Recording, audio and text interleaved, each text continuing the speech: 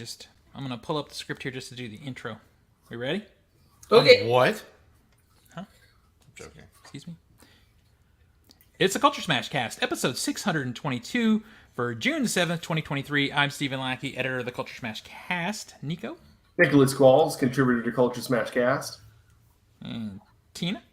Tina Qualls, contributor to Culture Smash Cast. And Zach? Yeah, there I am.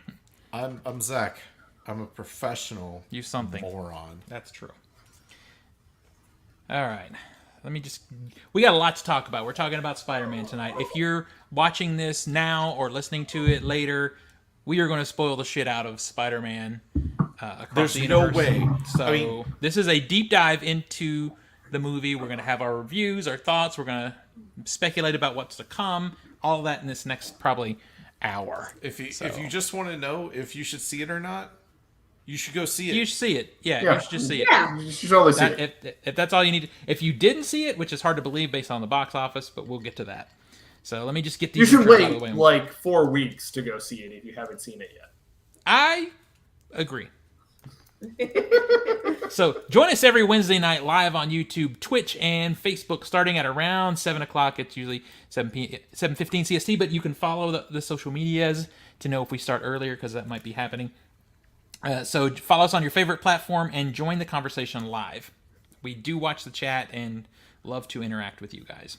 Special thanks to Skinny Mixes for supporting the Culture Smash Cast. Skinny Mixes are coffee and dessert syrups that are 0 sugar, 0 calories, and 0 to 2 carbs. Head on over to skinnymixes.com and try some of their syrups, such as the white chocolate, salted dark chocolate, and salted caramel, and the variety of cocktail mixes they offer, including the margarita and fruit flavor infusions. Use promo code CULTURESMASH for 15% discount on your order, and it's back to $50 or more. Get your free shipping, so that's the move.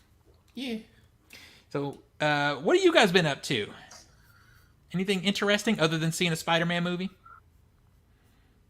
We went to Atlanta. Yeah, we went to Yeah. MomoCon, which is a large animation and gaming convention in Atlanta. It has 48,000 people this year, so pretty big show. We had a really good time. Yeah, it's huge. Good time. Evie did her first cosplay there. I saw that. I saw that. So yeah, the Atlanta trip was a lot of fun, and then other than that, it's just been kind of working and baby. Yep. I've seen Spider-Verse. I swear I've seen another movie, right? You've also been marathoning Scream. Yeah.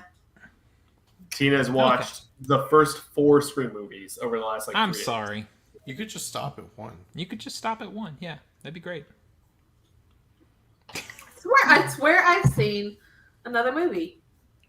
I swear you have too. I thought we talked about it in text. Hold on. See, hold this on. is it was a little fish film. Oh, was it Little Mermaid that you saw? Little Mermaid. Oh, Little Mermaid. Yes. Yeah. Yes. Okay. I have happily been able to avoid that one so far. I've been Hey, able you to see all kinds gotta of get other 150. So And then this weekend I'm gonna go see The Boogeyman and Transformers. Uh-oh. We'll talk about that in a minute. Uh-oh. Zach, what have you been up to? Well, since we were last on the podcast, you and I have seen some shit. We've seen some movies, boy. You guys finally watched 2 Girls, 1 Cup? I have not seen that shit in at least 13 years. And I don't need to revisit it. Yeah, I'm good. We saw Enter the Dragon. We did. Fucking awesome movie. I mean, that was so Yes, much it fun is. to be able to share with somebody who hasn't seen it before. Because Oh, I yeah. love Oh, Bruce man. Lee. Yeah, I've not seen it, and I got to see it for the first time on the big screen. so- Hot damn, that movie holds up, and It holy does. shit, it's so influential. Holy Mountain, Hated it. hated it. Hated it. Holy shit, I fucking hated I it. kind of knew I was going to hate it, but we did it. Jodorowsky is somebody that I think all film people need to experience and decide to hate it on their own. Yes. Or put on your get your best beret and cigarette and watch it like that, if that's the way you are. But Yeah, but then you have to watch a guy's asshole literally being scrubbed in close-up on screen. I think that was the least offensive thing about that movie. I to know, me. but that's the part of the film. It's like a personal fuck you. It's like, haha, we're showing you this. Ha ha! He took a dump in a jar. Yeah, we saw that too. Yeah, it's a terrible movie. It's really bad. It's like I don't know. That part pissed me off. Yeah. The rest of it is like, it's Princess Art House bullshit. But basically, if you're not aware of this movie, it is a bunch of people got high in a house together LSD and made a movie, and you mushrooms. can tell. I don't care what anybody says. It just hated looks it. like that. I hated it. I Anyway, hated it too. Speaking of films I hated, we went and saw Messiah of Evil the next night. But you know what? I didn't like that movie, but boy, it sure was fun watching that print. Okay, so we got probably not one of the. Okay, it's not the worst print I've ever seen. It's close. But man, it's in the top 3. Like, we're talking pink and red were the only colors, and it had faded so much. Like, it was just white. It faded so much it looked blown out, but it wasn't Yes. blown out. It was just faded. The image was just faded And because also, the film was so old. The film had been run over by a car probably 7 times. It was so... There were some times where the image just like warped Yes! on screen because the film was struggling to run. It was great. Shitty movie though. Yeah, not shitty good. movie. 2 good scenes in that whole film. Yeah, that's it. Outside of that, we also saw Lady Snowblood.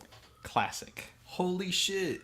Love that movie. Fuck Kill Bill. Yeah, I was am gonna right? say if you and I told you that going in, you won't be able to look at Kill Bill the same after you look at can't. Lady Snowblood. Yeah. If you haven't seen Lady Snowblood and you're like, oh man, Kill Bill is so amazing. Well, you need to educate yourself. Or if you don't want to ruin your vision of Kill Bill, just don't never watch it. watch Lady Just don't watch Snowblood it. then. So you guys talking about shitty movies reminded me of another movie I watched. Oh yeah? Nope. Yeah. Wait, what movie? Nope. No. Oh. Yeah. I'm very glad I didn't use my free tickets for that. So It's the story, right? Like, cinematography's good. Editing is pretty yeah, good. there's some pretty Acting is pretty shots. The acting I didn't really have an issue with. It's like, what kind of fucking story is this? Honestly, if they had just done the story of Stephen Yeun's character, of like That would have been interesting. that would have been interesting. I want to know more about the fucking monkey. Fuck the horse eating alien bullshit. I mean, Yeah. it just didn't come together. It just didn't. I'm sorry. Like, every other part of that production was just killing it. And people just- except the writing. I don't know, people just like masturbate over that movie and I'm like, I don't don't get see it. it, It's man. not good. It's just not good. Sound mix. I is wanted it to be good. phenomenal. I like the cast. Yeah. I like Yeah. the cast a lot. Hopefully they do something good one day together again. We'll see. Jordan Peele needs to get he needs to stop writing. And just direct. I Yes. agree. I said that about M. Night Shyamalan 20 years ago. Just direct stuff and stop trying to write it. Yeah. He's know? a very competent director. He Mm-hmm. definitely has chops. I just don't think his writing is there. Well, you know, Including the screenplay he won Best Screenplay for. I agree. All right. So the other thing that for me, what's been going on, other than seeing these movies, is I broke a tooth. Why'd you do that? Yeah, I went to the dentist. Told me I needed a crown. So I'm like, okay. So they do the thing, you know, they cut it all away so they can make a spot and they put a temporary crown on while you wait for the replacement one to come, right? Yeah. Everything's good, no problem. They're like, don't eat anything sticky, don't eat anything crunchy. I'm like, fine, no problem. It broke anyway. The temporary crown broke the other day, right? So I had to go in and put another one. They put another one in yesterday. It came out last night at dinner time. So I have to go tomorrow and do it again. You are the second friend that I've had conversations with that have had really bad issues with teeth and crowns and stuff. Mm-hmm.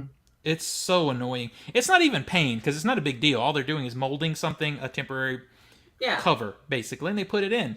But it's, you know, it just keeps breaking. I called them today. I said, listen, I'm not trying not to be the problem child, but it looks like I am. I said, I think I'm just going to just start eating soup for the next week and a half till the real crown comes in. They're like, don't starve. I'm like, I ain't going to starve. I'm too weak to do that. See, kid, this is what you have to look forward to. Yep. Exactly. I mean, you just drink a bunch of booze. That has calories, right? Does it? Well, yeah, I guess we're drinking beer. Yeah. It's like eating bread. Well, even vodka has some calories. Yeah, it does. You know what you could add in to Speaking some of- of the booze? What's that? Well, if you're worried about your intake of calories, how about some skinny mixes? It's funny because I've already done that intro. about You to guys say- weren't listening. Yeah, he's already done that. No, I know, but I did. I did the whole thing. You can call it. You don't have to limit the sponsorship pitch to just the actual. Especially if you like the sponsor. It's true. You can It's call true. back Do we to get it. paid on how many times we say it per episode? I wish, because then we would say it every 20 seconds. But a better idea is let's go on and take a look at the box office before we start talking about Spider-Man. Let's do that. Number 10 over the weekend was Kandahar. It made $750,000. It's made $4.2 million so far. That's the new, what's his name? Olympus Has Fallen, that guy. Gerard Butler. Yeah. Action movie. Yeah. Yep. Number 9 is You Hurt My Feelings. It's $769,000. It made $3 million so far. Zach made that movie about us. Yeah, I think that's some kind of comedy. Or Oh, something. no. If I was going to make a film about y'all, it'd be not called You Hurt My Feelings. It would have been called These Assholes Right Here. Yes! Because that's a playful thing. You Hurt My Feelings We is hurt her like... feelings. It's too playful for us. No, You Hurt My Feelings is like... I mean, you could take that pretty dark. You could. If I was going to make a film called You Hurt My Feelings, it'd be a fucking dark movie about my past. Of course it would. Anyway, Fuck middle school. right. Number 8 is The Machine. It made $1.7 million. It's made $8.6 million so far. I did not like this movie. I thought it was boring. It had 2 really good laughs in it, and the rest of the movie was utterly boring. Number 7 is About My Father. That's the Robert De Niro comedy, whatever. Bullshit. It made $2 million, $8.7 million so far. Number 6 is the Super Mario Brothers movie. It made $3.3 million. It's made $566 million so far. Weirdly, it is not in this week's Blu-ray.com release for the week, but it's out. Everybody's been picking it up. I've been seeing all day. It's out. But officially, the release date was pulled. If you go to order it on BestBuy.com right now, it says pre-order. But it's on all the shelves. It's over at Walmart. It's at Best Buy. Whatever. Target, yeah. Yeah, it's everywhere. It's weird. I don't know what they did. I mean, I saw some people get their Steelbook in from Best Buy. Yeah, if you pre-ordered the Steelbook, it came anyway. But weirdly, it's still showing up as a pre-order. Oh, wait, there it is. It's showing up on Amazon. Yeah. $30 for that piece But then of you shit. go and look at Blu-ray.com. It is not listed as released today. I don't know what's happening with it. What?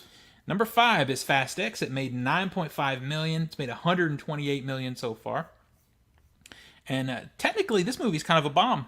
For all the hype and talk, it's made a lot of money, but it made less than the previous movie at this point in its release schedule. It's How many almost like weeks people are tired. How many weeks are we into this release? 3. 3. And I think the problem with it is less about the movie and more about the competition. There's just so much other stuff to see right now, including number 4, Guardians of the Galaxy Volume 3, made another $10.6 million. It's made $323 million so far. Pass. Good movie. I'll check it out. Yeah, I was just don't wondering, care. going back to like Fast X, because I know like spoilers, a famous Hollywood rivalry gets reunited in this movie. Yeah. So I was wondering if it would get legs because more people hearing about that. And Well, that whole thing is only covered in a post-credits, though, so it's not really a big part of the movie. yeah, but I don't know. But I think you're right. It's just there's way too much stuff out right now, which is not going to look good for the other stuff that's coming out later this Yeah, summer. it's just cramped right now with all this, and it's going to get worse this coming weekend. So number 4 again. Number 3 is The Boogeyman. It made $12.3 million. It's made 12.3 so far because it's his opening weekend. And Tina, I know you said you were going to go see this, but I don't know if you're interested. But I gave it half a star on Letterboxd. I hated it. I've already that's bought the ticket, that's and AMC is doing this thing where it's You can refund. it's $0, dude. yeah, But you can get your free ticket back. Yeah, You can but refund. it also gets me out of the house. there are Okay. other movies. Yeah, AMC is doing. Do you remember when Regal did their popcorn bucket, like their unlimited popcorn bucket? Yeah. AMC has something similar to that, where it's only $5 for a refill. Oh wow. So I got that. So popcorn. You Yeah. can see another movie. Although I will say that low of a score makes me more tempted. If it were like Yeah. a 2-star review or something, I was like, okay, get past it. But if So it's here's that the thing bad- about it. The thing about it is, there, I probably should have given it 1 star, but I was mad at it because the half a star that should be reserved for things like Children of the Corn.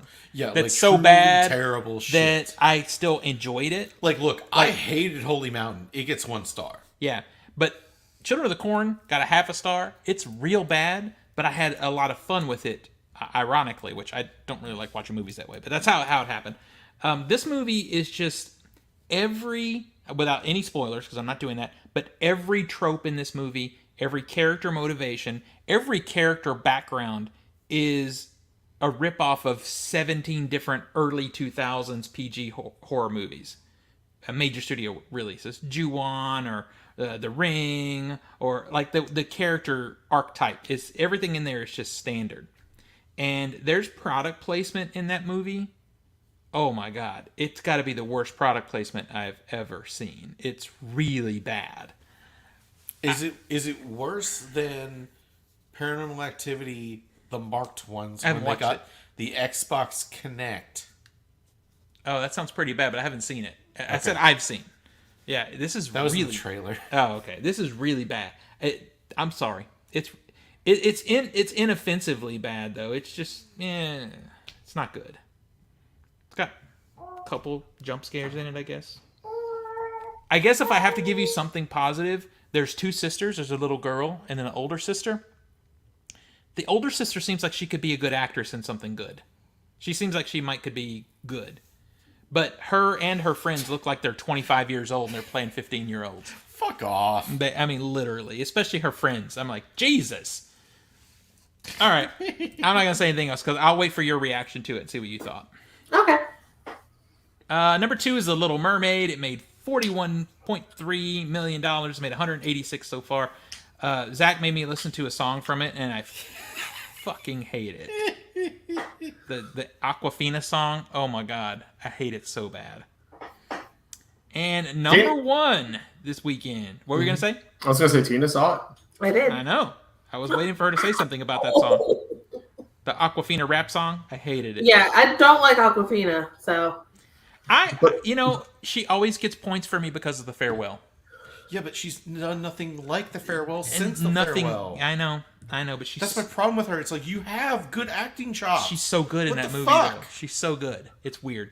But anyway, number 1 over the weekend is Spider-Man Across the Spiderverse. It made $120 million on its opening weekend, 120.6 to be specific. Opening this weekend to compete with it is only one big movie, and it is Transformers Rise of the Beasts, and currently sitting at 53% on Rotten Tomatoes. so which is maybe it's about- just my weekend for bad movies. Yeah. Well, So okay. I'll see those in theater, and then I'll watch the last 2 Screams. So there we go. There you go. Well, there are those weekends. I'm going to see the stupid Transformers movie, and I'm going to hate myself for it. All right, so... I don't know. It could be worse. You could see that Little Mermaid fucking remake. Well, at least in the Transformers, they don't sing. So Tina there's liked that. it. I like the I- remake as opposed to Aquafina's. In spite of Aquafina's scuttle, I actually really enjoyed the Little Mermaid remake. So And most people are, outside of Zach's nonsense. Most people seem to be liking it. I just hate these Disney remakes, though. I know. I hate them. Yeah, I get it. Do we, I hate to bring this up, have a film ball update? Yes. Oh, Damn sorry, it. kid. Damn Well, keep in mind, my numbers are always a week behind because Box Office Mojo doesn't put out the weekly numbers until the Tuesday after. So, Steven, you're going to like this week's results. it. Okay, good. In 5th place with a big old goose egg is Nico. In 4th place with $11.2 million is me. Yep. 3rd place is Zach with $16.8 million. That's gonna change. That is definitely going to change. Guess who has Spidey? It hurts. In 2nd place Oh, wait, is Nathan. I have Spidey. Get fucked. In Continue. 2nd place is Nathan with $145.6 million. And currently in 1st, do not get used to it, is Steven with $435.2 million. Hey, I might be able to last another week. Yo, Maybe. I got Spider-Man. I'm gonna Maybe. kick y'all's asses.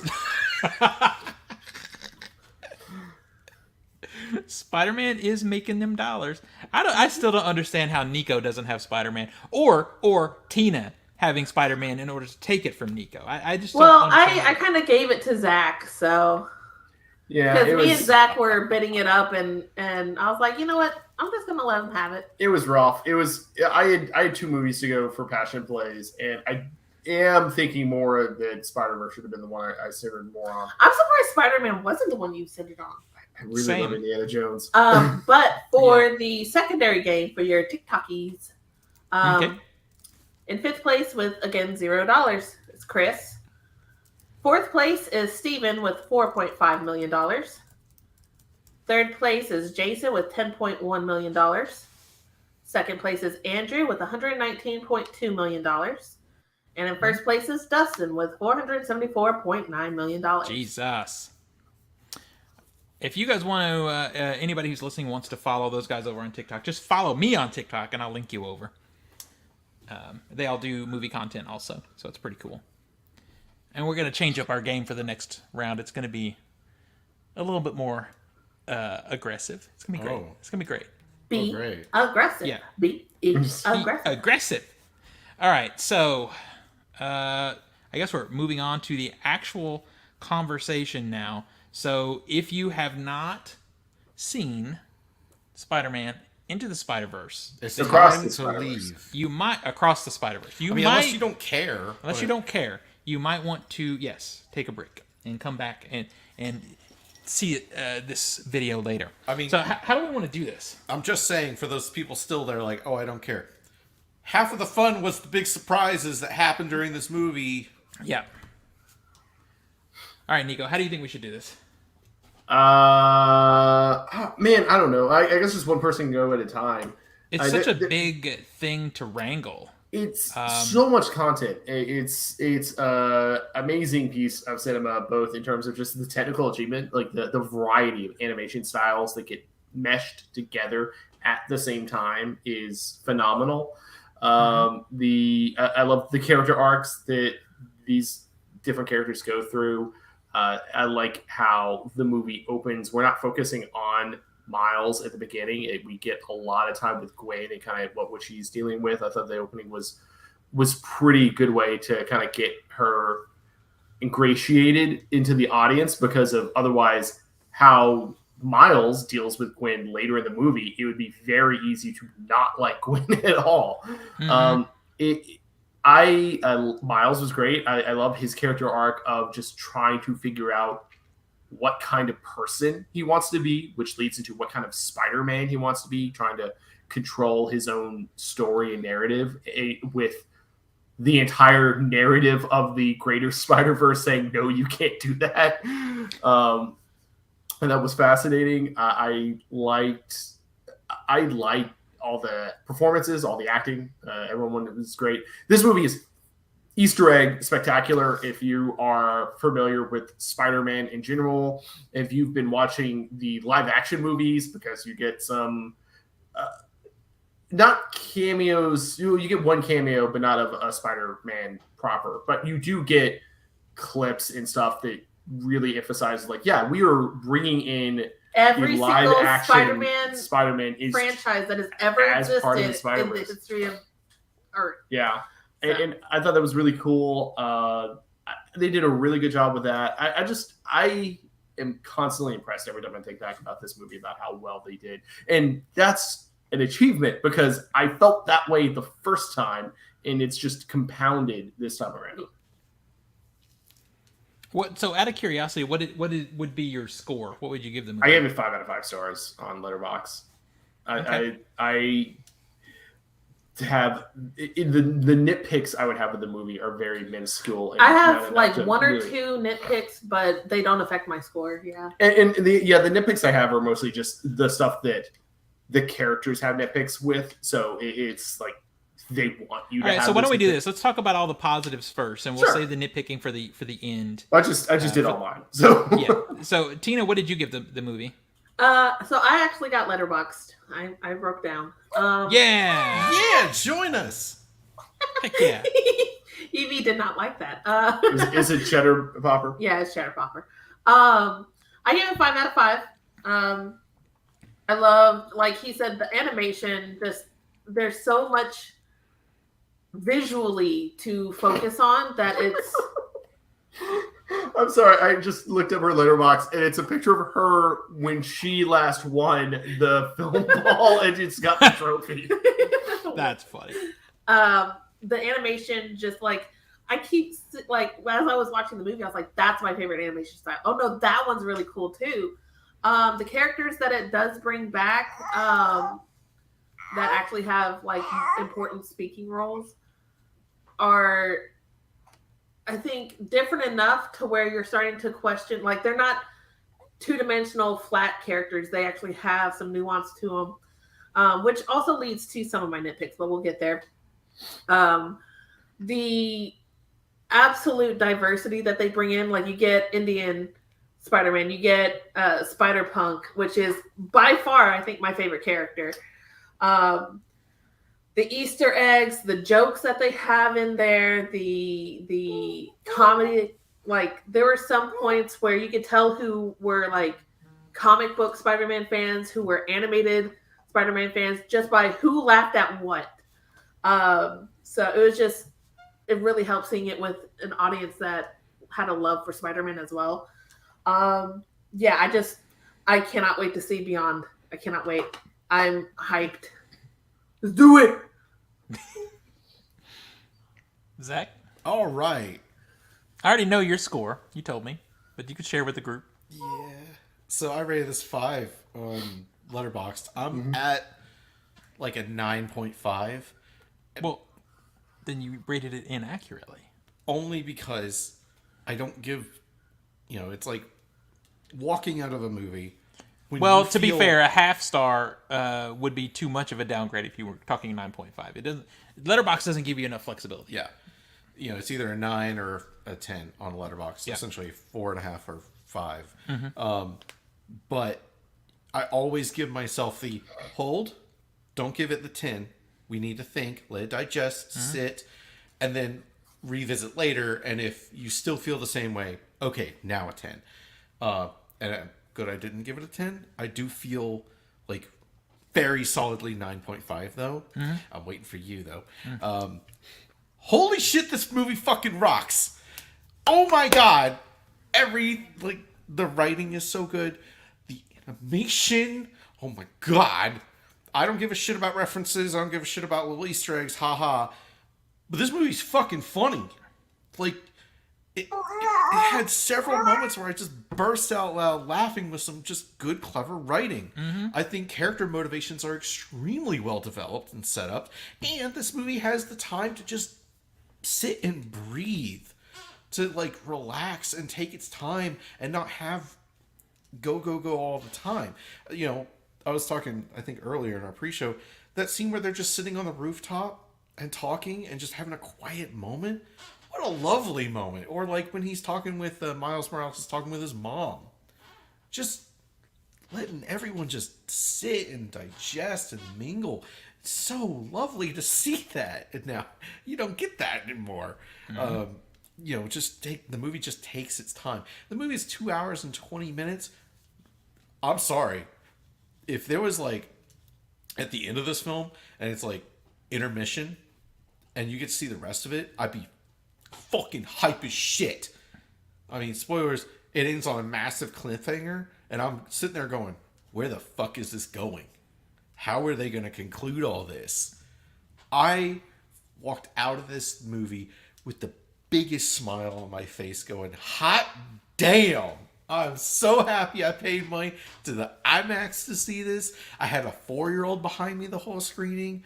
Occasionally would talk. Didn't care. The movie was so good it was able to overpower that. This is a big deal for Mr. Yes. Superhero movies. Yes. Because if you're going to do multiverse shit, you better fucking do it right. And you don't just go, hi, we're going to base our entire movie on nostalgia. And if you take it out, it falls apart. This movie goes, okay, we are going to show this for a plot-centric moment to illustrate to the audience, to really hammer it home. But if you remove those moments, it would still work. Okay. Yeah, there's a big difference between those. So It's quick. like, yes, we're going to show Tobey Maguire, a scene from Tobey Maguire's Spider-Man only to illustrate a plot moment so that the audience fully understands. If they didn't show that, you would still be able to understand the scene. So quick little add-on, because you mentioned the 4-year-old behind you. You're going to see this movie with kids. Just bite that bullet for all of our listeners. But the funny thing is, these kids are... They were into it. They're like almost as hype as like Nico. Yeah. It makes sense because it's a very kinetic movie. Like you mentioned that there's time to breathe with things, and there is. But the animation is just so solid that it's still a vibrant scene, even when it's just two characters talking. Like, it looks captivating throughout the entire film. I was sitting next to, I think she was maybe 5 or 6, and so whenever she burps, whenever Evie burps, we say good burp. The little kid next to me burped, and I almost said, "Oh, good burp." Yeah, I'm sure the parent with the child would go, "Oh, she's got a kid." Yeah. But I mean, the reason I brought up like the kid behind me, because there's nothing worse than a kid talking over the fucking movie, or if you're going to see Lady Snowblood, some fucking asshole talking directly behind you the whole fucking movie. Stay on target. Stay on topic. Unless the film is so good that you don't care. I had kids in my screening, and they were not an issue. They were engaged. I mean, it wasn't bad. It was just, there was a small little stuff every now and then. It wasn't, oh my gosh, I can't believe, there's none of that. It was just like that. Quick question for y'all, because this has been a point of contention. Did you have any issues with the sound mix? No. Interesting. Well, okay, I will say, I think Spider-Punk, I feel like his dialogue when he first gets in, and this could just be... It's hard to understand him at first, to but I don't know if it's because of his accent or... I think, I felt like his was a little bit quieter, but otherwise I thought it was fine. So there's been this thing online of they really mixed... I think... Oh, we lost them for a second. And they're back. Hit the wrong button. Yeah. This film is really mixed dynamically, so some theaters aren't showing it at the proper reference volume. So, like, at the very beginning when it's Gwen on the drums, like, that dialogue was really low for me in IMAX. I didn't have any other issues throughout the film, just that scene. You were saying... For me, it's about the first half hour of the film. Yeah, it felt low, and it seemed like it got a little better. But yeah, the dialogue feels like it's a little down in the mix. I think they needed to pump the volume just a little bit. I was in the Dolby for AMC, and I didn't have any issues. So I don't know. You were in the Dolby Cinema. Yeah, they probably had it cranked. You had it like reference. Yeah, that was, if you're gonna go to a screening to see it in everything perfect, it's gonna be Dolby Cinema. Yeah, it's probably gonna be Dolby. One. Yeah. That's why I went to IMAX, because I didn't want to pay $25 for a Dolby ticket, where I could pay $7 for an IMAX. Right. I don't know the Dolby tickets. I didn't know that they were $25. They're usually $0 for me. Ha ha. All right, so on to me. Yeah. So so we're talking about the goods. So sitting down in this movie, that opening sequence of her playing the drums and sort of recapping things, damn. Like, it feels like you're on a rocket and it just explodes. I love how the movie starts. I was thinking the whole time, these guys have looked at Whiplash a lot, because almost that jazz editing. Yeah, so it really pops. The animation is gorgeous. I mean, everybody's putting 10 points towards this for the Oscars, right? You mean as far as best animated film? Yes. If this doesn't win, it's going to be a damn shame. Yeah. If Elemental or something like that wins, I'm going to be pissed.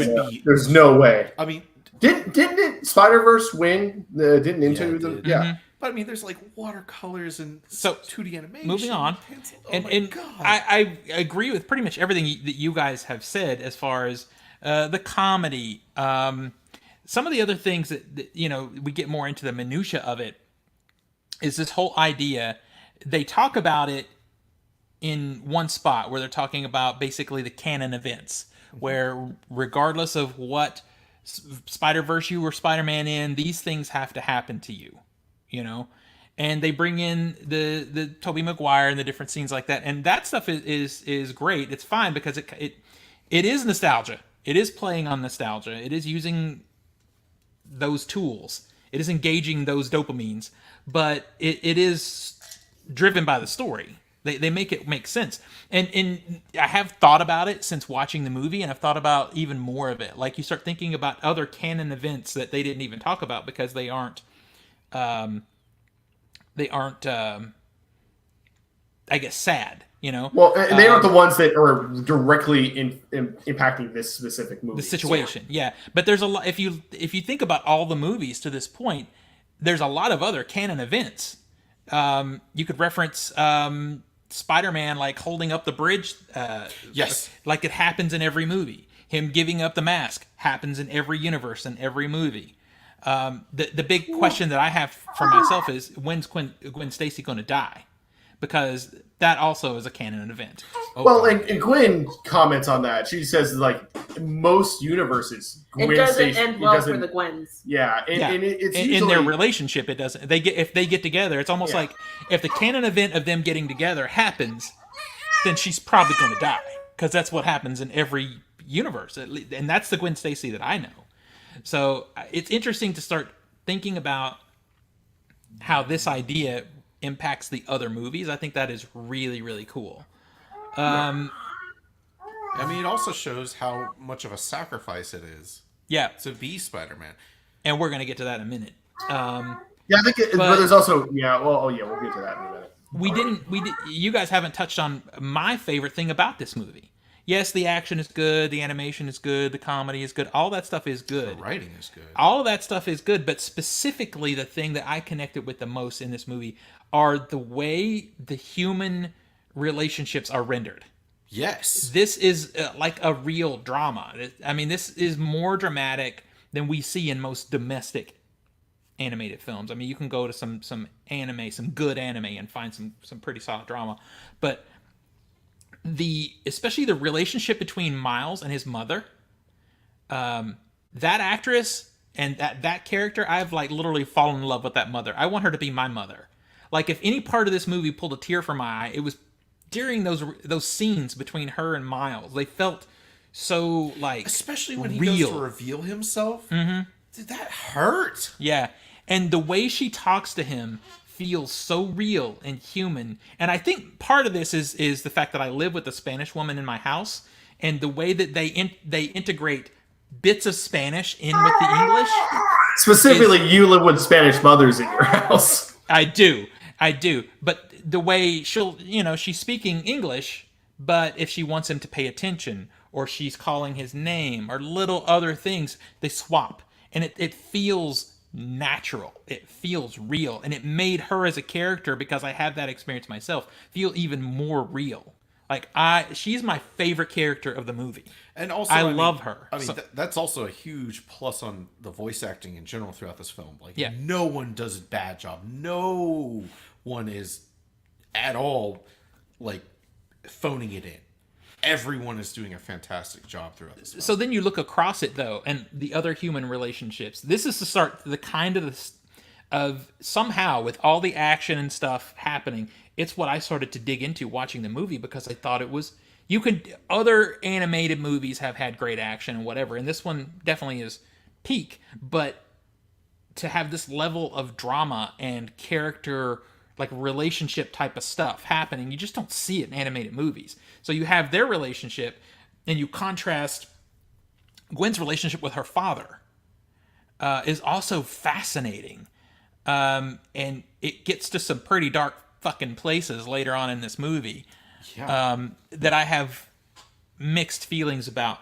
But and then you look at Miles' relationship with his father. There's so many different, there's so much meat on this bone in the parent, the parent letting go, the coming of age story for Miles and Gwen both, and how it's dealt with between those universes, there's those Spider-Verses, whatever the fuck.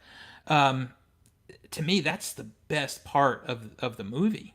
It's like, hands down, just such top tier writing happening in this movie that I hope they pay it off. I hope they pay it off. I mean, yeah, that's the big fear for me right now is we've had a fucking killer part 1, an outstanding part 2. It's like, please stick the landing. Please. And to the point of what Tina said that I also greatly agree with is the diversity of character in this movie. So I love when there's diversity in a film, but I don't love when I feel like it's wedged in. This was so natural. It's like, hey, here's a person of color. Hey, here's a gay person. I don't feel like in this one it wasn't wedged in. It was just natural. If you're gonna go across the globe and have all these different spider people, you're gonna have people of different colors and different, Races, ethnicities, yeah, countries. Everything.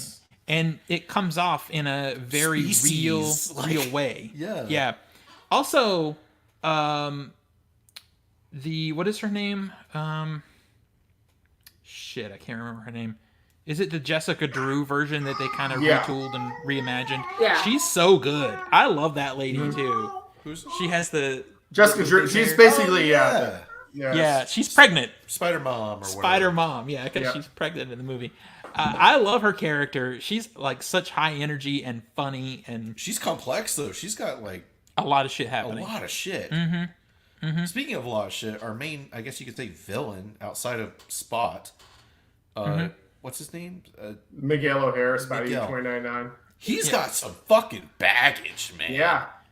And I also, it's like I fully He disagree. carries so much baggage, his ass is like cake. I fully disagree with his dissertation on Miles, saying like he's the anomaly. It's like Miles didn't choose this shit. It just happened. If anything, he should be mad at fucking Spot.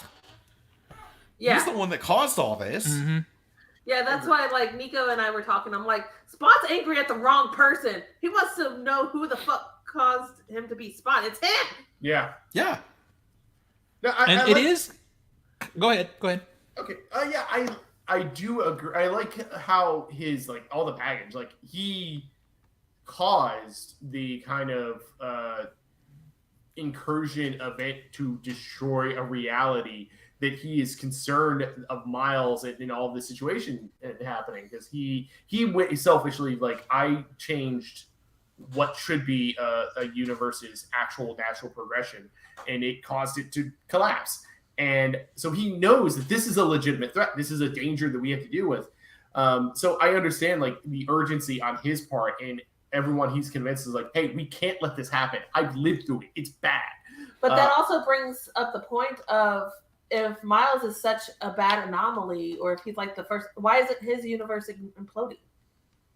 It's been a year and a half. I feel like the reason is, this is one thing. The reason is it was actually supposed to happen. No, that could be it. No, but no, I don't know how long it was when he was in that universe. So it could have been, yes, there's this one point he changed, but it also could have ping-ponged to where it eventually just collapsed. It could be because Miles' universe still currently has a Spider-Man, because Miles is now set in that, he's assumed the template for that Spider-Man, which is why Miles' fear of, oh no, I'm going to lose a police captain in my life, and my dad is about to be promoted to police captain. Guess who it's probably going to be?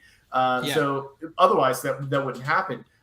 The weird thing is I think the central thing that the movies are going to get with is things don't have to be the same thing. The canon events, you can change them. I think the point is everyone's worried about making sure everything. The meta critique on everyone's worried about everything sticking to canon, and then Miles like, no, everything doesn't have to stick to canon. I'm going to prove it, and we won't find out if it's proven until the next movie. But it does make a weird thing, and this is kind of more so in the comics where Spider-Man isn't the end-all be-all superhero of the Marvel universe. In the in-universe, I mean, of course, in terms of fan reaction, yes, it's Spider-Man's universe, and there are other heroes in it. But it is so strange how Spider-Man in the Spider-Verse film is like this focal point event that has to resonate throughout all the universes as an almost multi-universal constant. But I guess we'll see how that's dealt with in the next movie. So, that kind of like, so I give the movie an 8 out of 10. I gave it the lowest score, 4 out of 5.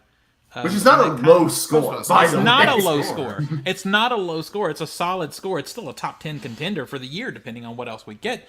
But this movie, the culture around this movie, I'm already not liking. Because, it's a masterpiece. You can do no wrong kind of thing. And I'm like, no. We'll get into what's wrong with it. So. Well, we're getting into I'm going to diverge into that right now because of the conversation he was just having about the canon event and the problem with Spider-Man being the center of everything. And this is not even necessarily the full fault of this movie, but I'm tired of seeing Spider-Man as an anomaly fucking up the multiverse. We saw this already in live action too. I mean, he's right at the core of the fucking multiverse of madness. Which is referenced in this movie. Yeah. To be fair, this movie series came first. They were just late The first movie came first. Yes, and that was a multiversal Spider-Man film. Well, and I'm not even. It wasn't until that went popular that Marvel went, hey. No, Marvel's been working on the multiverse for a very long time. Yeah. But I think They've specifically been working on it film-wise. I think, Yes. but the Spider-Man crossover element, it's like, let's get Toby and Andrew in the next Spider-Man movie. I think happens because Into the Spider-Verse. Yes. Okay, yeah, exactly. Yeah, that does. But in Multiverse of Madness, the whole reason the multiverse got fucked up is because Peter wanted to change things. Or because, Actually, that's No Way Home. Well, you get my point, though. It all goes into the fucking Multiverse of Madness. I think a Multiverse of Madness would happen regardless. I think No Way Home only happens because of Into the Spider-Verse. Yeah. I think it's Spider-Man's involvement in that only. Yeah, they could have had Multiverse of Madness without Spider-Man having any sort of influence. Yeah, And multiverses are starting to really. Well, this is the really, we're getting to minutia, but the real point of it, I'm over it, and you can't really. I got bad news for you. I got another movie coming up this summer. I know, and it's not even necessarily the fault of this movie because this was called multiverse. This was in the title, so you can't go into this movie and not expect multiverse stuff.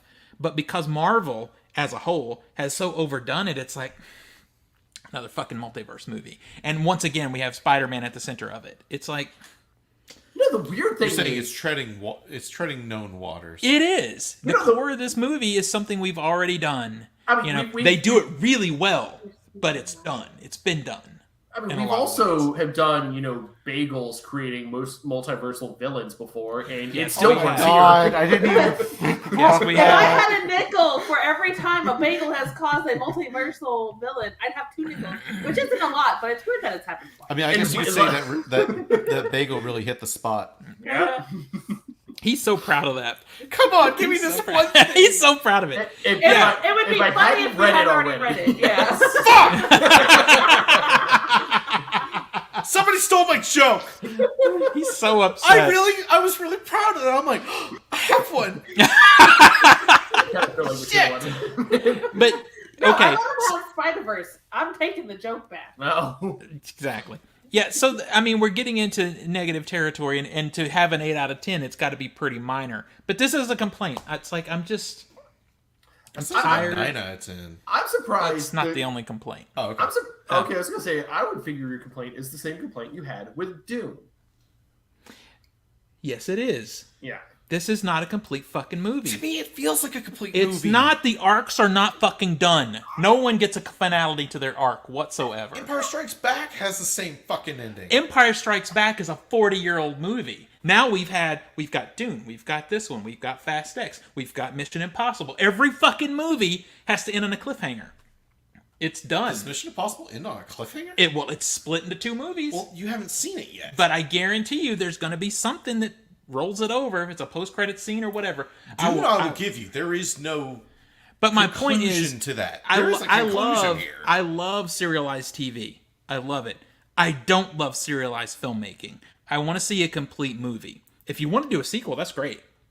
Lord of the Rings had the same type of ending. Yeah, and Lord of the Rings. But when Lord of the Rings came out, there wasn't 5 other movies also doing it. That's not this movie. Well, I think also Lord of the Rings it's 3 movies based on 3 books. You know what you're getting into when you start the franchise. But what I'm saying is Fast X chose to do that because they're cheap. This is we're making a trilogy. And it's just going to be this. This was not. This movie was not initially planned to be a trilogy. This was not supposed to be it. It was a big announcement. We're splitting the movie into 2. That was a big announcement, and I guarantee you that happened in the writing. They're like, "Oh shit, we can do this. We can do this. Let's make another movie." That's how it went. But the problem is, for me, that's how half the movies we're going to this year are going, and I'm just over it. I'm done with it. Dune, I'll give you that one. Feels like the climax has nothing to do with the rest of the film. Yeah. The climax of this film has directly due to the events of the film. It does. That's why I'm like, no. It's a good climax. I like the climax. Dune feels like somebody just turned the movie off. I was not expecting the climax. Honestly, they fucking got me with that climax in this movie. But during the closing credits, I'm sitting there and I'm like, it was a great climax, but was this really a complete movie? Yes. No. Yes. No. To complete a movie, you have a chapter 1, chapter 2, and chapter 3, and there's an ending to an arc. And the arc is halfway through. It is halfway through. It feels like whose story finished that we could stop right now and not watch anything else? Shut the fuck up. Okay, then the arcs aren't finished. What you're telling me is you climaxed, but you were not satisfied. Well, it's like you got to climax and you get the fucking cum. It's like, shit, now I gotta wait a year. Boy, I'm gonna have built up all kinds of intensity. Shit. You should go see a doctor. Yeah. Right? Get a happy ending. Yeah, I mean, and this is, and you know, and this is the thing about critique and review. You get to know the person and you understand where they're coming from. Some people are not going to give a fuck that this is serialized filmmaking because a lot of people are into that now. Me, I like to see a film to completion. I like to finish. I like to have a smoke, take a nap. I like to finish. So, let me look at your list. The Matrix. When The Matrix Reloaded ended, and it ends on this massive cliffhanger where you complain You're about not getting this? the point.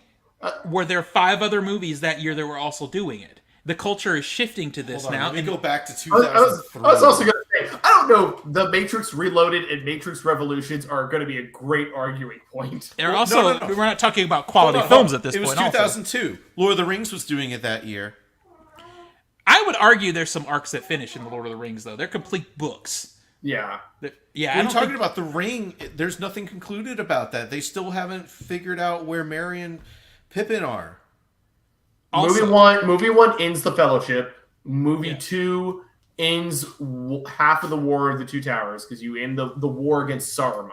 So like the Fellowship ends in 1, the war against Saruman ends in 2, the war against Sauron ends in 3. So there are complete arcs. But again, I also argue it's like you're getting into Lord of the Rings from the get-go knowing, oh, this is 3 movies for this 3-book franchise. Yeah. We're having a situation now, though, where, we can make some money and I can do a few more cool things with the story. So let's cut it in half. Yeah, that's exactly what happened It with doesn't feel like Dune. that. It feels like they were like, fuck, we can't do this in 2.5 hours. Well, it happened in the writer's room, though, and that's my point.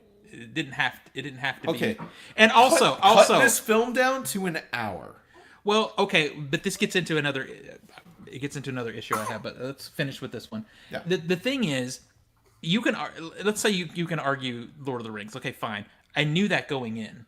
That was 3 books. I knew going into this is going to end on a cliffhanger. It wasn't. It was originally announced as a single movie. The split was talked about later. It was a big to-do when they announced that. So it's the same as Fast X. It was supposed to be the end, but they're like, oh shit, we can make more money and do a couple cool things. I think to be fair, with that whole, it's going to be 2, and then like at the premiere, they're like, surprise, it's going to be a trilogy. Yeah, that feels like a cash grab. And even if those movies, the entire Fast and Furious franchise, yeah. But my point is, you could even blame Lord of the Rings for what we have now if you want to. But now it's become a type or a style of filmmaking. You know, Kill Bill ended on a fucking hellacious cliffhanger, and when that happened, my mind was blown. I was like, oh shit, whatever. But we Yeah, no one got concluded. Yeah, it didn't. At that time, I was okay with it. 20 years later, it seems like every other movie's doing it now. I think the other part, I think one part that does have a different impact is, and I could be proven wrong after movie 3, is after movie 3, I think that's the franchise. I think this is a trilogy of movies. If it's And not, I'll be pissed. And I don't think this is going to be. Yeah, I don't think this is going to be the MCU where it's open and can just go forever. And I don't think this is going to, in Dune theoretically could do that because there were so many other books. They could just keep doing Dune after that. I think they're actually planning on doing Dune Messiah. But I think it's into, across, beyond the Spider-Verse. And then if they have anything, they might do Miles solo. But I don't really see that happening too. I think this is the franchise. I think it is a trilogy. So it makes it I think Zach's point about Empire is very solid on this because New Hope is a movie. It is a solid movie. It is one movie. And then Empire ends with a cliffhanger. And then it's resolved in Return of the Jedi. I think this is the arc that we have with these 3 films. Yeah, then we'll know after this third movie. Yeah, if the third movie comes out and then like, haha, see you next time, I'm going to come back to you and go, what type of hat do you want me to eat? Because I will eat it. Which, mark my words, if that third movie makes as much as this one, you're going to be eating a hat. Damn it. Watch and see. No. Watch and see. But we're focusing on that. Keep in mind. I just want to clarify. The problem with that is not the film's fault. It's societal trends' fault. Yes. So it's not. But the it's the film's film fault. bending in and giving into the zeitgeist instead of just being a movie. It depends. How would you fix that with this? I was going to say, hold on. It may not be the film. It depends on how the next movie ends. Because the next movie could end resolved, and then they decide to still do a movie 4 onward, tarnishing but not necessarily affecting the stories of the last movies. So let's just pretend. How would you fix that with this? Okay, so let me just remember 8 out of 10. Yeah, we're focusing on minor quibbles at this point because if this really bothered me to a greater extent, it would have impacted the movie much more. Well, yeah, but it does bother me. That said, I want to mention one cool thing. Yeah. With the cliffhanger, we're talking about how it ended or whatever, and Spider-Man ends up, or Miles, Spider-Man, ends up actually in the 42 universe, where the spider that bit him was supposed to be. I was looking at clips from the first movie, and you know how Spider-Man, when he's in all the different universes, he's glitching? The fucking spider glitches in the first movie. Really? Yes. Just the same as Miles does. No when he's way! biting, go back and look at it. I was like, holy shit. They set that up and we had no idea? It was in there. Oh my god! Yeah. So that made the cliffhanger so much better. It was like, holy shit, this was here. It was here. It's like the bagel thing. It was like, haha, it's a throwaway joke, and now it's like, it was a throwaway joke. That was the point. Yeah. But the glitch, it makes me believe, like, no, it was never just a throwaway thing. They had this shit planned out. They had some aspect of it planned out because that spider glitches in the first Spider-Man. That might also explain the different electric powers that Miles has. It has something to do with the multiverse. Maybe, and that could be cool. I noticed something really cool though when it's revealed that Miles in Universe 42 is the Prowler, because his dad died and he's only living with his mom. He has a much more pronounced Spanish accent. Oh, interesting. Oh yeah, that would make sense because he lives with his mom. Yeah, that would make sense. It's Interesting. so subtle, but it's so fucking cool. Anyway, that's what was one of the things that goes back into my favorite part of this movie is the focus on the culture of the people is so part of the storytelling. Shit, that's amazing. I didn't even notice that in the movie. That's really cool. It's really subtle, but it's there, and it's like, yeah, boys. So, okay. The other thing is, the thing that people love about this movie, outside of what we've talked about, are the Easter eggs and winks at the screen, which you didn't even get all of them because you're not in the comics. Yeah. I got a lot of them, probably not as many as Nico did, but I'm like, oh man, I just want fucking Spider-Man to be Spider-Man. Can one creator in Sony or Marvel have the balls to just do a Spider-Man being Spider-Man in a spider fucking world? No, the answer is no, obviously. Because this movie requires 72 different Easter eggs and 14 different secondary characters to help him along. In the live action movies, he's got to basically be Baby Iron Man for all of his movies. And he's got to be saving the world instead of just like protecting Brooklyn. I'll give you that. I'll give you that. It's like, when are we going to have the balls to let Spider-Man be the badass character he is? He's got to be, at this point, Marvel's, even before the movies, #1 IP. Can't we just That's why he was sold to Sony. It's because he was Marvel's #1 IP. Yeah, but no one can just fucking do it. It's like, I get it. I see Ben Reilly, and that's pretty cool. Although I don't think the representation of Ben Reilly is, probably what I wanted. But But it was funny. I love Scarlet Spider, Ben Reilly a lot, and it's not my ideal version of that character. But Ben Reilly, he's a joke version of Ben Reilly. Yes, Yeah. he is. Yeah, Ben Reilly is a dark, serious character, and they made him a character that makes fun of dark, serious characters. Which I get the joke, but I'm like, But yeah, I'm just over the inability to just let Spider-Man be Spider-Man and be the badass character that he is. I think the real test is unfortunately, it's gonna come from the MCU side. It's gonna come from Tom Holland #4, because that's what the setup of No Way Home is. It's all right. Spider-Man is You're on your own. He's cut off from everything. He's got his suit is tech-ish, but it's not. He doesn't have access to Stark stuff that we know of. He is in a crappy, rundown apartment doing the whole loser Peter Parker traditional Spider-Man thing. So and that is literally why the last 5 minutes of that movie is my favorite of all of them, because it gives me hope that we might have the balls to just do a Spider-Man movie, because we haven't had one since Sam Raimi. Speaking of, everyone's here on agreement. We're gonna get a Tom Holland cameo in the last movie, right? In 3. No, for sure, 100%. Please, no. 100%. Damn it. Yeah, 100%. That's gonna happen. I mean, yeah, the fact that they've established that they all exist, including the Tom Holland Spider-Man, and I get not, of course, doing the cameo appearance again of Andrew and Toby like they did in No Way Home for this one. I think the way they use the footage from those movies works perfectly what they needed to do. But I mean, come on, that's the only way to really top the what they did in this movie. And honestly, I would like to confirm one way or the other if the Donald Glover Prowler is from the MCU universe. Yeah, if you want deep cut, like the people who actually remember the tease of Donald Glover being Prowler. Like, come on, man, I gotta get this person. Wait, he was teased? Party. Shouldn't commit a crime. I just thought it was funny he showed up in the film. I had no idea that was a reference. Oh yeah. So in Spider-Man Homecoming, he has a very interesting history with the Spider-Man universe. Especially with Miles Morales. But the most direct one for this one is in Spider-Man Homecoming. He is in it. He's essentially playing Miles' uncle. They don't say his nephew is Miles, but he is playing Aaron, the burglar. And Spider-Man asks some questions and stuff, and he references, "Hey, I've got to go see my nephew" or something.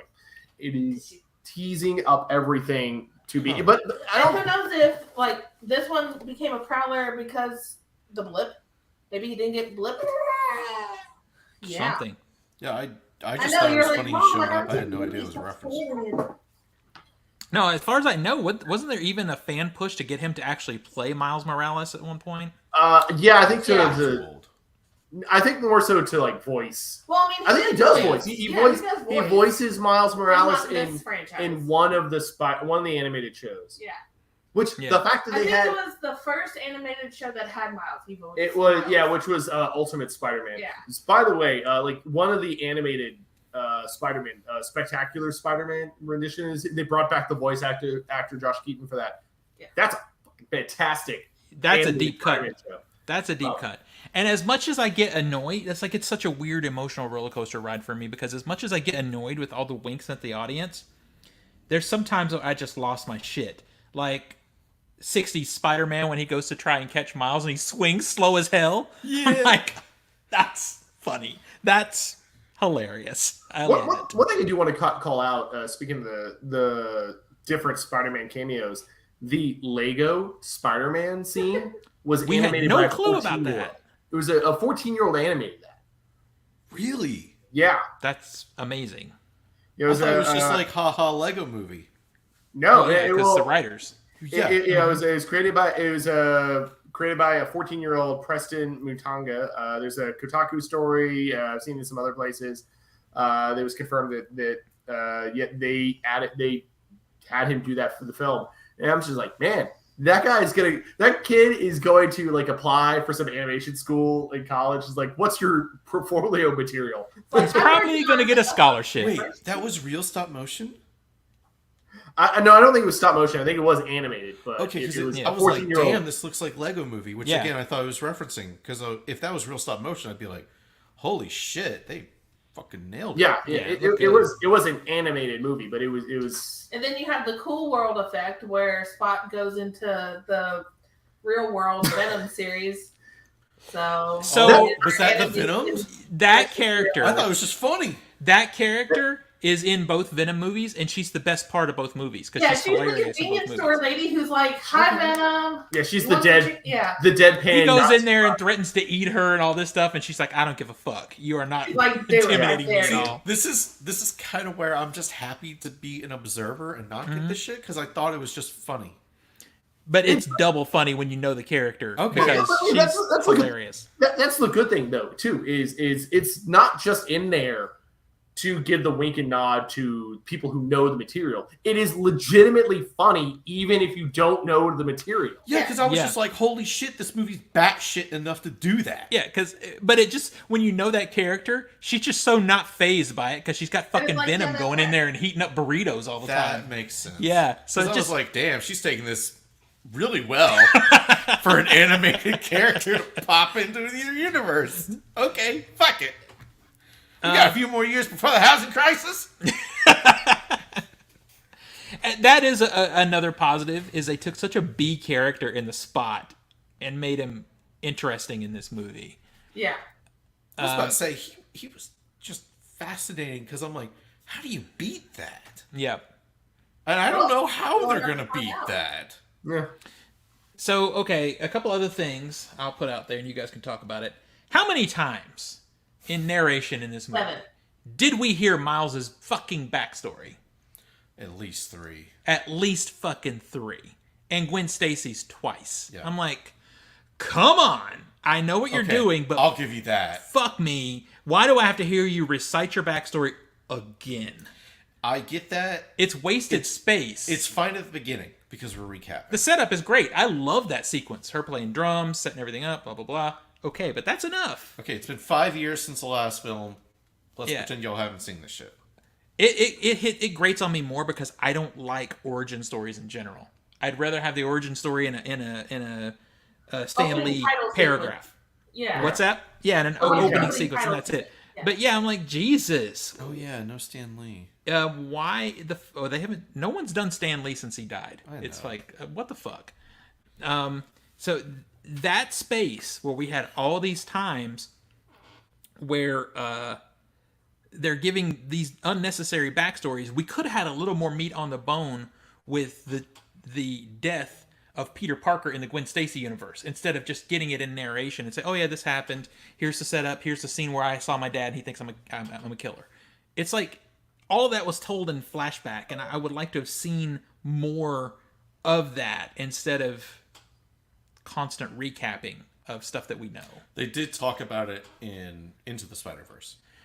I just feel like it's not It enough. was really recapped fast. Yeah. And I think they gave you more meat, but you want like a whole chicken leg. You're not Yeah, asking, yeah. You're not asking for a turkey leg. It's not a turkey leg. Yeah. Even a chicken wing.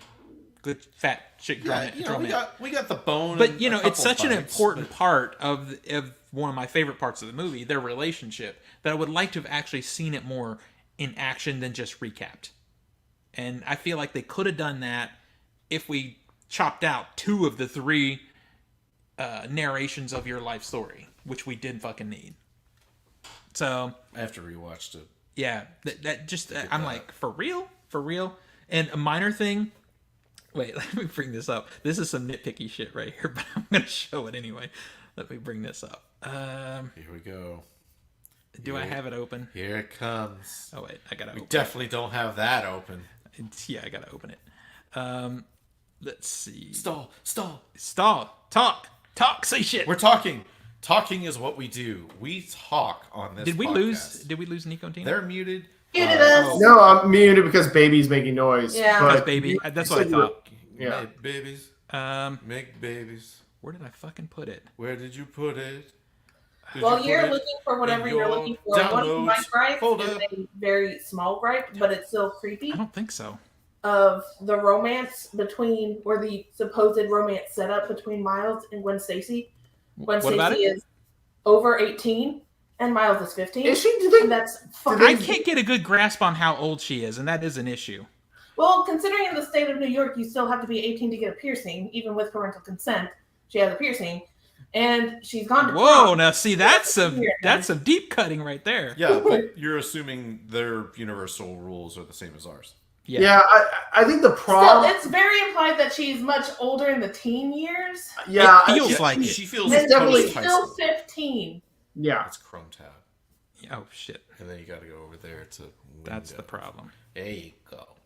But yeah, you're right. There's at least probably like a 2-year age gap. So this picture, I loved this scene where they're on top of the building, and I love the camera move when they go under the building and they're sitting on the bottom looking at it upside down. Mm-hmm. When did spider people's asses get sticky? I'm just wondering. If you're complaining about that, you also have to think Miles Morales also wears sneakers. How is he able to? Yeah. I'm willing to complain about that. I think it's a legitimate. She wears complaint. ballet shoes. How are their asses just? It's a beautiful shot, and I know why they did it because it's a pretty shot. But when they get sticky asses, I'm just When they saying. get sticky feet through shoes. Through shoes. Spider-Man's boots were always like super thin, so his feet could get through them. I just They were assumed he was porous. barefoot. No, he's not barefoot. Oh. Different Spider-Man renditions have had different levels of adhesiveness, so I don't have a problem with that. Yeah. I do think it's a legitimate complaint. So now suddenly we got sticky asses. I love the shot. I do. But I'm fine I'm with it. willing I to don't have look past it though. well, I think it's obviously still, I it's mostly still worth bringing up. Yeah. obviously I mostly look past it because I gave it an 8 out of 10. But I'm gonna just say, I like world building and I like living by the rules of said world. And this doesn't work. It doesn't make They sense. were able to do it in the previous film though. It still doesn't help. It wasn't defined it's the when he rules learned of his that powers.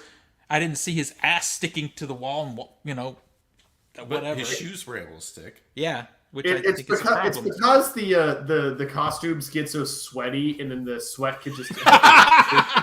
Pure swass. Maybe they do shoot web out their butt. Oh, there we go. Yeah, Oh my god, that would. I'd like to see that. Don't they talk about that? There's a joke about it. Yeah. It's like, Yeah. Is it true? And he's like, no. Yeah. And then finally, there are a shit ton of beautiful animation styles in this movie.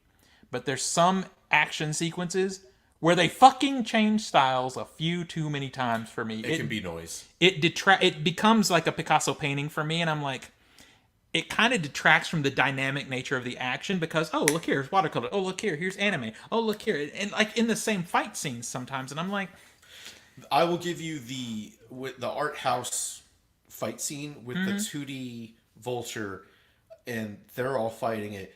I mean, maybe it was just me and my IMAX screen, and I was sitting dead center in the center. At some points, it felt like visual noise, yeah, it did. but then it was able to pull it back and fix yeah, it before losing it again. And They then always pulling fix back. it because in general the animation is stunning, but I'm like, sometimes I felt like they're just like, we could do this as a cool thing. We could do And this also, a cool thing. This is a cool thing. You're talking about different frame rates with different characters Yeah. as well. Yeah. So it can kind of have the staccato assault that most of the time works, but it can falter. There's some times in there it just like took me out of the action a little bit. I'm like, I don't feel like I feel like ooh, cool animation and not ooh, important fight scene. The frame rate discrepancy really gets jarring on purpose with the Spider Punk because he has so many different animation elements to him, and they purposely change like the stuttering on different frames of animation per second. Because he can't There conform. be sometimes to it'd be one- 3 frames a second or even Yeah. 2. Yeah. Yeah, there's some fascinating articles about how they animated specifically Spider Punk compared to the rest of the movie. He would change colors. And In general, it's gorgeous. Yeah. But Yeah. it's just... It can be a little too much visually, but if you just analyze it in terms of the technical feat, is really cool. Yeah, it's amazing. So those all of that together is what took 2 points out of 10 from my score. See, for me, I agree with most, but I don't feel like it's a whole 2 points. Well, so there is a balancing act with good critiquing. There's a balancing act where, yes, these are flaws, but do the good things in the movie outweigh the flaws enough for you to not overlook them, but not detract from the movie's score for them? And I 100% there with that. But I'm looking at this thing thinking, fuck me, it was so close to perfect. They were this close. This close to greatness. Flew too close to the sun. It's just things that if I'm watching the movie and really loving it, like I was this movie, but this happens and it pulls me out for a second, then you're losing a point. That Okay. It was enough for me to notice it during the movie. And because I'm somebody who gives myself over to the movies usually, not like you. I give myself over to them most of the time. Do you know how rare that shit happens? I know, you're a bitch like that. You're like, this wasn't any good because the camera was shaky. I'm like, fuck you, it was a good movie. Yeah, but I can't fucking see half of it because the camera's shaking. The fuck is the shutter angle? These are the situations that pulled me out of it, and I was like, 8 out of 10. Maybe 8.25, but you can't do quarters. Yeah. But it's still a wonderful movie, and the two things that I walked away with was Miles's mom, and the fact that they fucking got me with the cliffhanger scene. The fact that he was in 42, the way they revealed that was beautiful.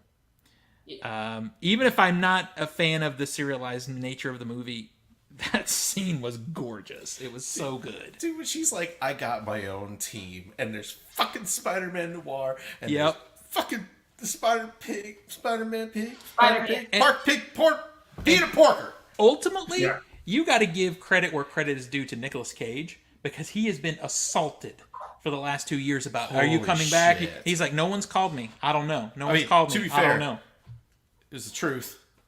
He doesn't have any Yeah. lines. He just There's shows no up voice. for 20 But frames. what he's set up, though, he's gonna be in the next movie. Fuck yeah. So the way he held back on that was brilliant, because I didn't think he was coming back either, because I kept seeing him talk about it, and they're like, no. Excited as shit for him to come back. I still would like to see him have his own movie, because I Hell love yeah. that character so much. Give me a 30-minute YouTube movie. I'll watch the shit out of that. Beat up Nazis and drink egg creams. Hell yeah. Well, okay. So I guess we've been on this for over an hour, so as we anticipated. But it's a good movie. I love that there's so much happening in this movie that we can dig in. There's still so many amazing bits and pieces in this movie that you Hey, can go back and how come you didn't let Nico talk about one of his points of next bring it on. I'm waiting. He brought it up. I don't remember what point I brought up. I do. Hold on. Yeah, go. If I remember, would you take her out just for a second? He was saying how when it's brought up, like, you can't change this canon event, and Miles is like, but I'm going to try. It's like every other Spider-Man, like, one of the main things he loves about Spider-Man is every other Spider-Man should have been like, yeah, we have to try. Even if we can't save him, we have to try. And everybody's just like, no, fuck you. So, okay. Yeah. To be fair. They turned Gwen Stacy into a cold ass bitch, boy. She's like, bye, pops. You did. Well, that and Because she's accepted the canon event. She's not gonna try and save her father. And he's Well, gonna get killed I too. think she's accepted that she's just not going to go back to her universe to deal with it. Yeah. Yeah. Like, Yeah, but he's gonna die if she doesn't. Well, But I don't know. I that's think called last week. What? That's called last week. And since we're not going back to that shitty ass state, it doesn't really matter because there's a million different fathers. There's a million different. Well, But none of those are hers. And that's the problem with doing, multiverse shit is nothing matters. my thought of it Yeah. in I will admit that this is just my assumption of the movie, but it does not do a job really showing this one way or the other. Is that she just once she learned, because she didn't learn about that canon event until after she left, and she didn't want to go back anyway because her dad had basically turned against her. But there's no real point in the canon event happening if There's no Spider-Man for it to affect. yeah, I think that the canon event requires Spider-Man attempting and failing to save the captain. And if she's not there, it's just not going to happen. I think it's like on pause, and it will just pick back up when she returns to her universe. I mean, I don't feel like that's made clear in the movie. I was about to say That's why I said get like, that. I don't think the material makes it that clear. But That'd be cool think if that was like, the situation. Yeah, what Tina was talking about, like I said, is like it feels like all the Spider-Men should go. Like we have to try. We can't, even though we know this is something that's going to happen. We can't. Knowing this, we have to do something about it. And I get the feeling that I think the thing that kind of saves it for me is that that's the plot of the next movie. Is basically yes, these canon events are things that often Spider-Man have to deal with, but there's always going to be adversity, and our job is to fight through it. And if we have a way to save somebody, we should try to save them. Yeah. Then I mean, they- one more gripe Go ahead. was the bonding that the core group went through with the first movie. Feels like it's absolutely for nothing with their interactions with Miles, or lack of interactions with Miles in the second Mhm. one. Because Go ahead. I can hear you. because so being someone who didn't have a particularly pleasant high school and middle school experience, I've been on the receiving end of what Miles went through with, well, I would totally let you join, but there's not that many spaces. It's very elite. And then come to find out every single person is in there but you. It's very exclusionary. Yeah, that and hurts. so, yeah, I totally sympathize with this hurt. And then to come to find out that the people he trusted the most, Peter B. Parker, Spider-Gwen, even Penny, knew about his anomaly stature and just stayed away from him, didn't even come to say hi or anything. Yeah. Fuck all the bonding that we did the last movie. Yeah. It feels like, I agree with that, because it feels like, and it felt like watching it, that there was stuff left unsaid by the movie. Like that kind of stuff, and I can only hope that they repair it by giving you that information in the third movie. I think that's the point. Is that there is stuff unsaid that we have to address this next time. Yeah, because that really did strike me that they didn't go back to that. That when to what Tina says, I so agree with it, because I felt that pain. That's one thing that we can all bond on, is we had terrible times in school that way. Yeah. Except maybe Nico. But yeah, they never revisit the fact that she's like, spaces are limited, and then there's thousands of Spider-Men actually doing it. It doesn't feel clean like that. Yeah, I mean, And you know what that leads reason. into? The lack of a completion of a story arc in the fucking movie. All right, Love you. I'm gonna hurt you. I'll hurt you. But I Well, love we're- that point, Tina. I'm glad you brought it up, because it is important to the story. all right. What were you gonna say, rounding- Nico? well, I was gonna say we're rounding out about an hour 25. Do we want to do All right, yeah, let's bring it to an end. We all know that we love this movie. It's probably going to be in all of our top 10s in various spots. Yeah. It's just fucking good. It's funny because we have to, in our discussions, focus really heavy on discussing the flaws that are there. Because if we don't, we're just going to sit there and all of a sudden, man, this is awesome. It's good. Gush about it for 2 Yeah, it hours. was. There's no meat to talk about because all the good stuff is just so damn good. But I mean, if you were to sit me right now and you're like, "Hey, you want to watch Spider-Man Across the Spiderverse?" I'd be like, "Fuck yeah!"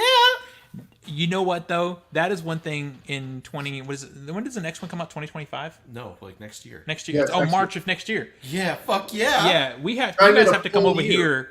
You guys have to come over here so we can watch the first two and then go see the third one.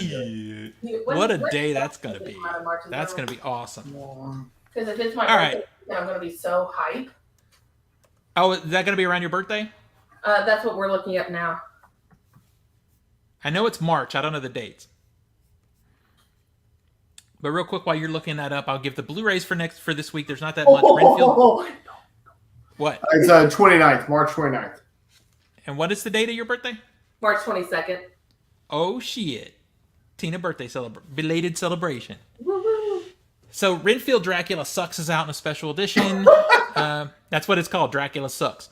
Tulsa King Season 1 is out on a Blu-ray and a Steelbook. Raiders of the Lost Ark is out in a standard edition 4K. That's the third time they've released it in the last couple of years. Isn't this one a Steelbook? No, they've done 2 Steelbooks. It's a slipcover. Standard, basic 4K disc. Yeah. So I finally got to check out Last Crusade 4K stream on Disney. Yeah. That movie looks fucking good in 4K, boy. You gotta look at the disc. It's gonna look even better. Mafia Mama is out. La Brea Season 2. And Clear and Present Danger is out in a new 4K. That's really about it. There's some other stuff, but that's really about it. Anyway, I'm glad we all love this movie. It's fun to talk about it. I can't wait to watch it again. Yep. But I'm not buying it. I'm not going to buy it when it comes out.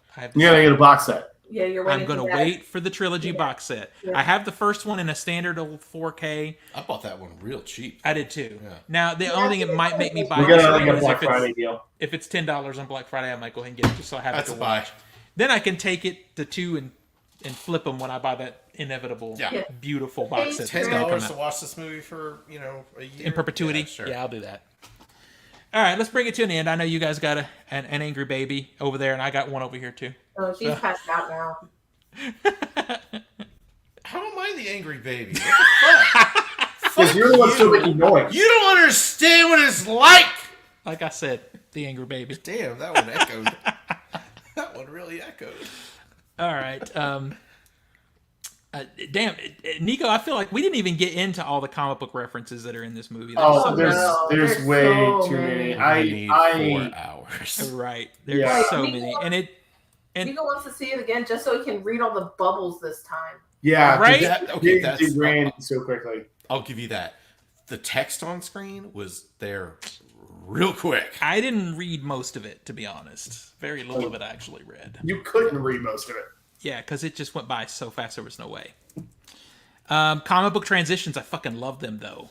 Mm-hmm. Oh, my favorite B character in the movie was Web Slinger. Yeah. I fucking love Web Slinger. Who's the cowboy? The cowboy. Oh, yeah. When they cut to his scene and they go super tight letterbox on his eyes. Mm-hmm. And he's like, why is your horse wearing a mask? And he's like, so you don't know who he is? Which I forgot about is a comic book character. I love him so much. Oh, okay. All right, we could get into that and really go down a rabbit hole, that could but be it's a late. whole other episode. Yep. All right, let's do this then. Nico, where do we find you on the internet, sir? You can find everything I do at nicholasqualls.com. Has all the links to the socials, including Instagram, Twitter, and Letterboxd. I got the rating. I haven't written the review yet for Spider-Man. But if you do, actually, I didn't touch this movie I saw last week, Shin Kamen Rider, written and directed by Hideaki Anno, the guy who created Neon Genesis Evangelion, also wrote and directed Shin Godzilla from a few years ago. So check my review and rating on that on Letterboxd. And look at Tina doing her best imitation of Peter Parker. Yep. I told him he needed to cosplay as soon as we saw stills of Peter B. Parker with a baby harness. Like, so this will be apparently something I'm doing in the future. And this will be something that happens. And then on our way down to MomoCon, he was talking about how they were attempting the biggest gathering of Spider-Mans. And he was like, oh, I should have done Peter B. Parker and had Evie. And I'm like, you son of a bitch. All you needed was the robe. Yeah. No, I don't have the Spider-Man outfit. You could have bought it at the con. All right. That's true. Anyway. That's true. We fucking didn't even talk about Mary Jane in this movie. No. I love Mary Jane in this. Especially with how terrible Mary Jane is currently being written in Spider-Man. I love Mary Jane in this. Mm-hmm. They were doing Mary Jane, like that era of Peter Parker and Mary Jane as a couple that you and I both like. They were doing that Mary Jane to me. Yeah. And I'm here for it. And I think she's going to be a bigger part in the third one. I think she's and going to they have some even have impact like in the it. comic book still of their wedding It just day. makes me so sad because it's so terrible right now in comics. All right, Tina, where do we find you on the internet? You can find me on all major social medias under Cheddar Popper. That is CHEDRPOPPR. And yes, that now includes Letterboxd. Yeah, I'm gonna follow you right after this. Zachy boy. You can find me on Instagram. I'm Master of the Matrix 91. You can find me on Steam and Discord as a Dangerous Mute Lunatic. I picked up Amnesia: The Bunker. It looks good. I might stream and play that. It's going to be scary. Oh, you gotta tell me if you do that. Yeah, you can see me freak the fuck out. Yeah, it's gonna be great. Except this time you're gonna be like, nothing's happening. It's boring. I'm like, it's a frictional game, man. You gotta like, they're gonna ease you into the horror, and then they're gonna drop the door, and you're gonna piss and cry like a little baby. I'm here for it. And you can also find me on Letterboxd, Master Z91. All right. Find me at all things OTS Movies now. OTS Movies on Letterboxd. I did write like a 500-word review for this movie. Also, a movie that I saw same day. I saw Sanctuary. Highly recommend that movie if you can see it. It is about a guy and his dominatrix, and it's fascinating. Very good movie. So on TikTok, OTS Movies, every Friday night I do a live stream there with a bunch of other content creators talking about movies. So you can join us here on Wednesday and there on Friday. I guess that'll do it. So we'll see everybody next week. Bye, everybody.